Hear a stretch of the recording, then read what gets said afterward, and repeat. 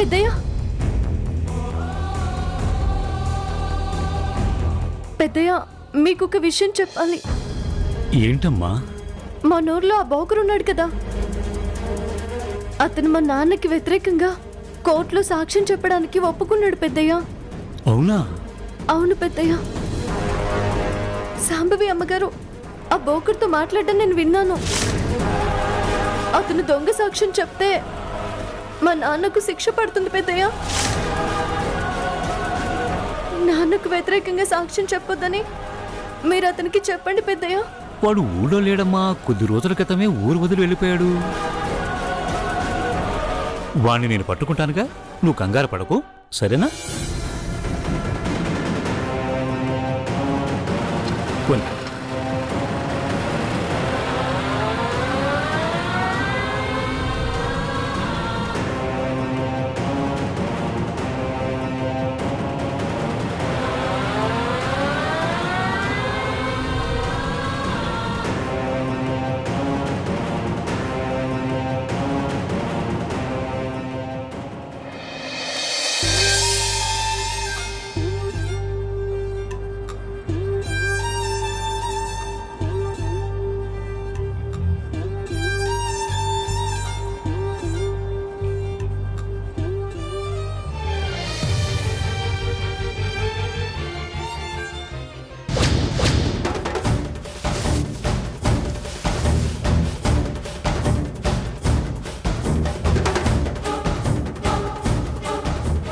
బుచ్చమ్మా,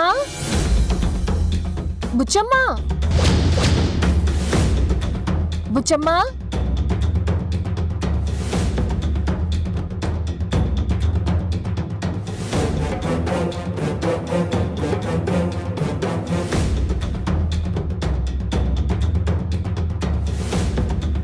నీకోసమే వచ్చాను.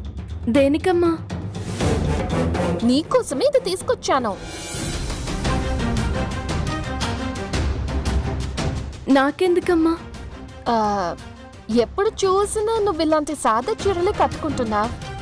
అయినా నీకు బోర్ కొట్టదా?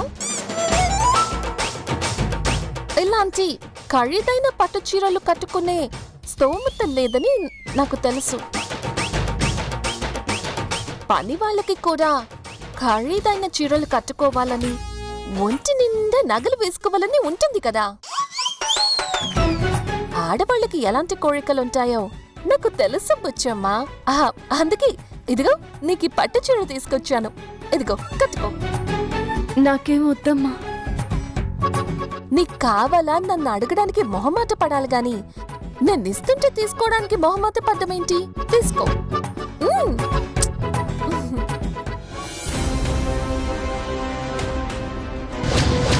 నీ నోటితో నిజం చెప్పించడానికేనే 25,000 రూపాయల పట్టుచీర నీకిచ్చాను. నాకిది ఇది కాదు, నీకేం కావాలన్నా నన్నే అడుగు. నా దగ్గర సిగ్గుపడకు. డబ్బులేమన్నా కావాలా చెప్పు, ఎంత కావాలన్నా ఇస్తాను. నాకేం వద్దమ్మా. ఇదిగో ఆ మొహమాట పడ్డమే వద్దని చెప్తున్నాను నీకు. సర్లే, అవసరం ఉన్నప్పుడు అడుగు, సరేనా? నువ్వు నా చెల్లెల్లాంటి దానివి బుచ్చమ్మా. ఈ అక్క మనసుని అర్థం చేసుకోలేవా? అక్క చెల్లెల మధ్య ఎలాంటి దాపరికాలు ఉండకూడదు, అవునా? అవును, నువ్వు తేజబాబు ఏ విషయం గురించి మాట్లాడుకున్నారు బుచ్చమ్మా? అరే, అక్క చెల్లెల మధ్య ఎలాంటి దాపరికాలు ఉండకూడదని చెప్పానా? చెప్పు బుచ్చమ్మా. నువ్వు నాకు ఈ చీరిచ్చింది నిజం తెలుసుకోవడానికి లంచంగా అన్నమాట. మీకు కాకుంటే ఇంకెవరికి చెప్తానమ్మా? పట్టుచీర బాగానే పనిచేసింది. చెప్పు చెప్పు, ఏంటది? అది మీ భార్యాభర్తలకి సంబంధించిన విషయమేనమ్మా. అలాంటి విషయాలు మనం చెప్పుకోకూడదు. నేను మీ ఇంటికి పని చేయడానికి వచ్చిన మనిషినే తప్ప మీ ఇంటి మనిషిని కాదమ్మా. తేజబాబుకి నేను చెప్పానని తెలిస్తే నన్ను ఇంట్లో నుంచి పొమ్మంటారు. మీరే తేజబాబుని అడగండి అమ్మా, ఇది నాకొద్దు. ఇది నేననుకున్నంత అమ్మాయికురాలేం కాదు. నువ్వు పట్టుసీరకి పడిపోతావనుకోవడం నాది బుద్ధి తక్కువ.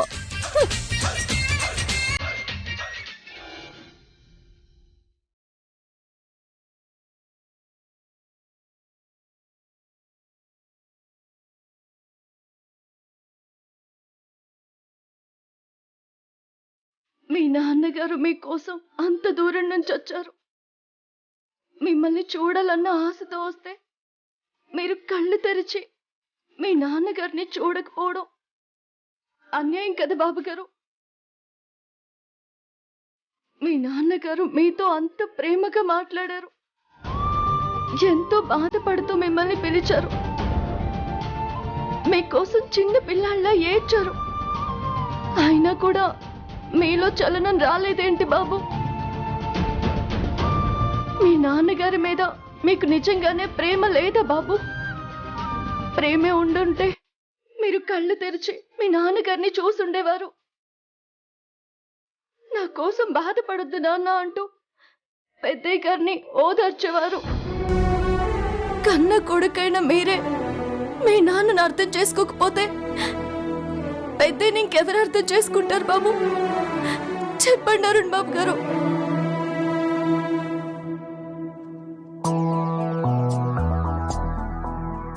ఏదో ఎప్పుడో పెద్దరికంతో కోపంతో ఒక మాట అన్నారని దాన్ని ఇంతలా పట్టించుకోవాలా బాబు? మీరు కూడా పిల్లలకు తండ్రి కదా. ఒక తండ్రిగా మీరు మీ పిల్లల్ని ఎప్పుడు కోపగించుకోలేదా?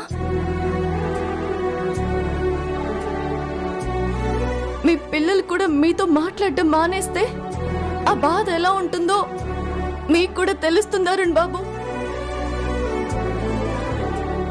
మీరు పెద్దయ్య గారిని క్షమించలేరా?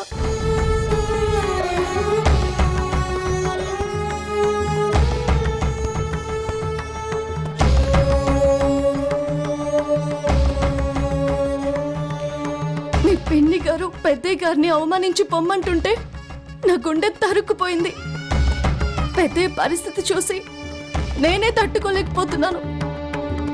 ఆయన మీకు స్వయాన తాతగారు, మీ నాన్నగారికి నాన్నగారు. మీ తాతయ్య గారికి అవమానం జరుగుతుంటే మీరెలా తట్టుకోగలుగుతున్నారు బాబు?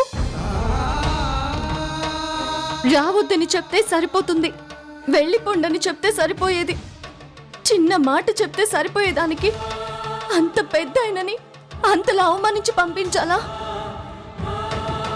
మీ సొంత మనిషి అయిన మీ తాతయ్య గారి గురించి మీకు మాట్లాడే స్వతంత్రం లేనప్పుడు మీరు మరొకరి గురించి ఏం మాట్లాడతారు? ఇంకేం ఆలోచించగలరు? ఆనందం, ఆరోగ్యం, ఆయుష్ అన్నీ కలగాలని పెద్దవాళ్ల కాళ్లకు నమస్కరించి ఆశీర్వాదం తీసుకుంటాము. మనం పూజించే దేవుడు మనకి వరాలు ఇస్తాడో లేదో తెలియదు, కానీ అడిగినా అడగకపోయినా అందరూ బాగుండాలని పెద్దవాళ్ళు మనల్ని ఆశీర్వదిస్తారు. దండం పెట్టాల్సిన పెద్దవాళ్ళని అవమానిస్తే అది మీకు, మీ ఇంటికి, ఎవరికి మంచిది కాదు. అది తెలుసుకోండి. మా తాతయ్య అంటే మాకు కూడా ప్రేమాభిమానాలున్నాయి సరసు. కానీ చిన్నప్పటి నుంచి అమ్మ మాట కాదనకుండా పెరిగాం. అందరూ మనవాళ్లే అని చెప్పి పెంచాల్సిన పెద్దవాళ్ళు చిన్నప్పటి నుంచి మాకు తాతయ్య అనేవాడు లేడు అని మాకు చెప్పి పెంచారు. తాతయ్య ఉన్నారు అని చెబితే మా అమ్మ నాన్నలు కోపం వస్తుంది. లేడు అనుకుంటే తాతయ్యని బాధ పెట్టిన వాళ్ళం అవుతాం. అది మా పరిస్థితి. అర్థం చేసుకో సరసు.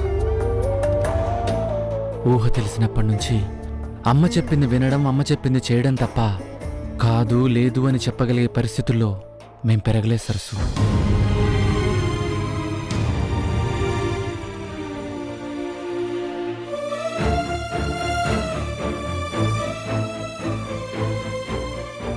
అమ్మంటే భయం కాబట్టి నా ఫీలింగ్స్ అన్నీ డాడీతోనే చెప్పుకునేవాడిని. డాడీ దగ్గర నాకంత చనువు ఉంది. ఓ మంచి ఫ్రెండ్ లాంటి డాడీ ఇలాంటి సిచ్యువేషన్లో ఉన్నందుకు నేనెంత బాధపడుతున్నానో ఎవరికి చెప్పుకోను సరసు. డాడీ కోసం తాతయ్య దగ్గరికి వెళ్తే అమ్మకి మేమెక్కడ దూరం అయిపోతామో అన్న భయం.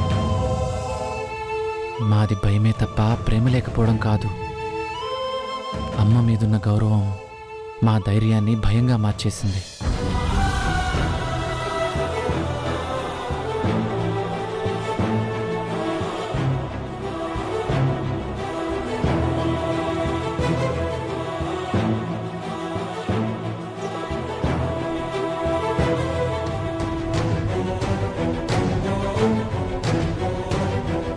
నువ్వు చేస్తున్న పని కరెక్ట్ కాదని మా పిన్నితో చెప్పాలని మాకు కూడా ఉంది సరసు.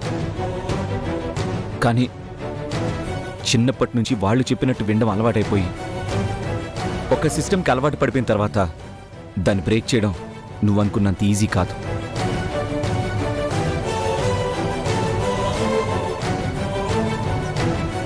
సరసు, మా సంగతి పక్కన పెడితే ఆయన ఈ మాత్రం కోలుకున్నారంటే దానికి కారణం నువ్వే. దానికి థ్యాంక్స్.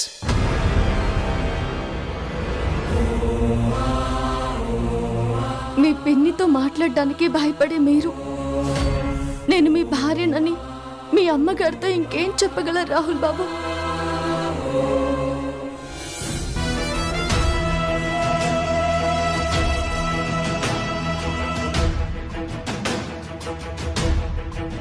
మీరు చెప్పిన 2 ఫైల్స్ కూడా ఎంటర్ చేశాను మేడం. ఒక్కసారి చెక్ చేయండి. అవే చూస్తున్నాను. చూశాక నా వర్క్ని మెచ్చుకోకపోయినా పర్వాలేదు, తిట్టకుండా ఉంటే చాలు. పిన్ని, did you check the mail I send you? Yeah, I checked. It's good.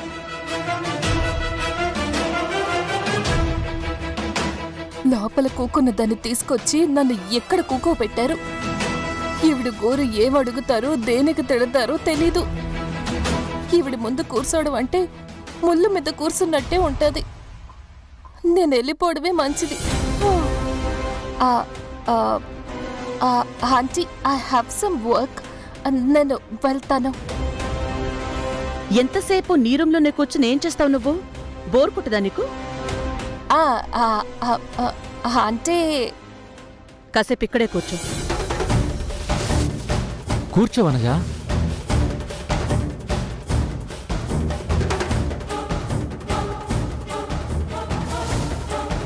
ఇంకా మీ హోంవర్క్ అవ్వలేదా చిన్న మేడం?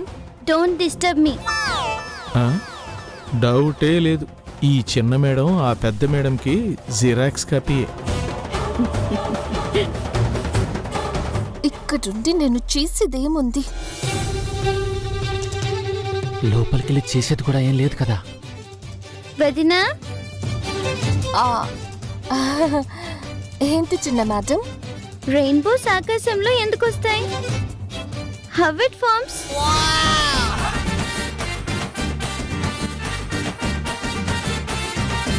నాకొచ్చినవే 4 ఇంగ్లీష్ ముక్కలు. వాటితో నేను మేనేజ్ చేయలేక సస్తుంటే మధ్యలో నువ్వు ఇలాంటివి అడిగి నన్ను ఇబ్బంది పెడతావేటి? ఇప్పుడు చూద్దాం దీని టాలెంట్ ఏంటో. చిన్న మ్యామ్ అడిగిందని జవాబు చెప్పకుండా నా వైపు చూస్తావేంటి వనజా? చెప్పు.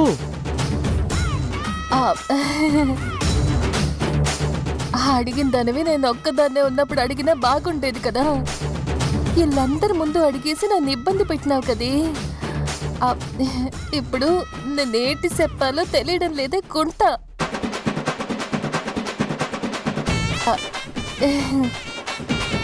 పాప అడిగిన దానికి జవాబు చెప్పకుండా నవ్వుతున్నావేంటి వనజా?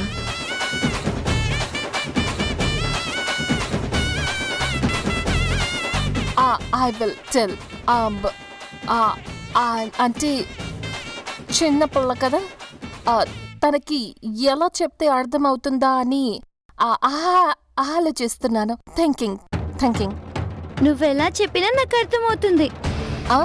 నువ్వు నన్ను ఇలా ఇరికించినావేంటే గుంట పాప. మీరు చెప్పండి ఏకాంబరం గారు. నేను చదివింది బిఏ కదమ్మా, అందులో సైన్స్ ఉండదుగా. వనజమ్మ గారు సైన్స్ చదువుకున్నారు కాబట్టి ఆవిడ్ని అడిగితే కరెక్ట్గా చెప్తారు. చెప్పొద్దునా? సైన్స్లో నాకెప్పుడు 10 మార్కులు దాటి రాలేదే, నేనేంటి చెప్పగలను? చెప్పు వనజా. ఆ, ఆ, అంటే మనమైతే పేపర్స్ మీద కలర్స్తో పెయింట్ వేస్తాము. అదే దేవుడైతే ఆకాశంలో రంగులు వేస్తాడు.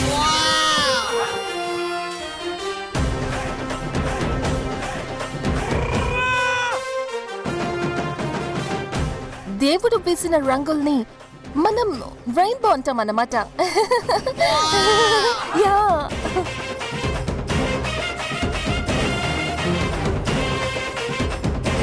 నువ్వేం చదువుకున్నావు వదినా? నువ్వు చదువుకున్న స్కూల్లో రెయిన్బో అంటే దేవుడు వేసిన రంగులని చెప్పారా?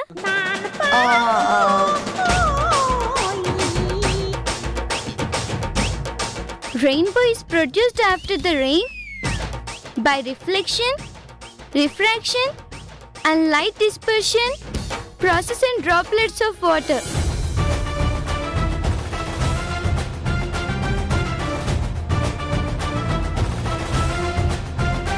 Correct, well said ma'am. నాకైతే ఒక్క ముక్క అర్థం కానే లేదు. వనజ, ఆ, ఆ, ఇంత చిన్న విషయం కూడా తెలియకుండా అసలు నువ్వు స్కూల్ ఎలా నడుపుతున్నావు?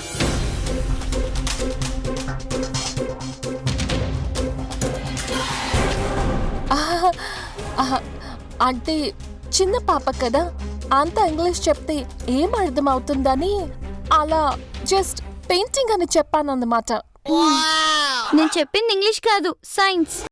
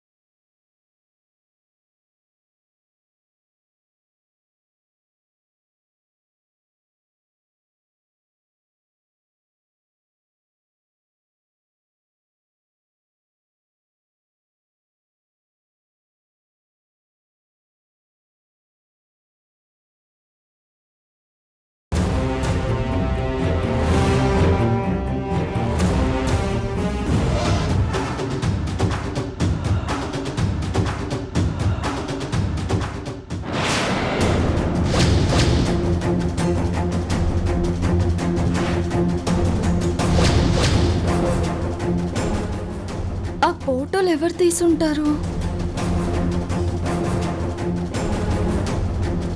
కాత్యాయనమ్మో మ్యాగీలో తీసుంటే వాగ్దేవ్ అమ్మగారికి చెప్పడానికో సాంబవ అమ్మగారికి చూపించడానికో చేసి ఉండాలి కదా.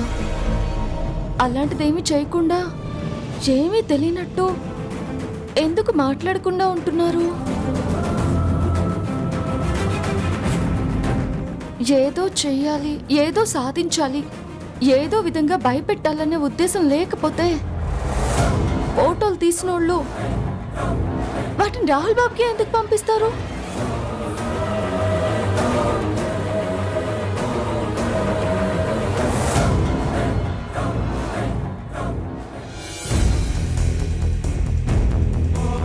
ఏం జరుగుతుందోనని భయంగా ఉంది అరుణ్ బాబు. మీరు ఈ పరిస్థితుల్లో ఉండుండకపోతే జరగకూడదు ఏదైనా జరిగినప్పుడు మీరైనా మమ్మల్ని కాపాడేవారు. ఇప్పుడు ఆ అవకాశం కూడా లేదు. రాహుల్ బాబుకి చొక్కా కొనిచ్చినందుకే సాంబవమ్మ గారు నన్ను అంతలా తిట్టారు. అలాంటిది ఆ ఫోటోల విషయం తెలిస్తే సాంబవి అమ్మగారు ఏం చేస్తారో ఊహించడానికి కూడా భయంగా ఉంది.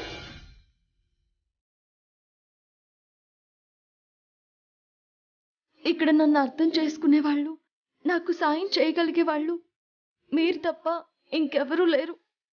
అందుకే నా కష్టాలు నా సమస్యలు అన్నీ మీతోనే చెప్పుకుంటున్నాను. ఏం చేయాలో నాకేం అర్థం కావడం లేదు.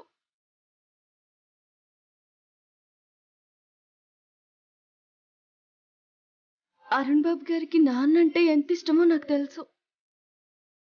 అరుణ్ బాబు గారికి ప్రాణ స్నేహితుడు ఎవరైనా ఉన్నారంటే మా నాన్న ఒక్కరే.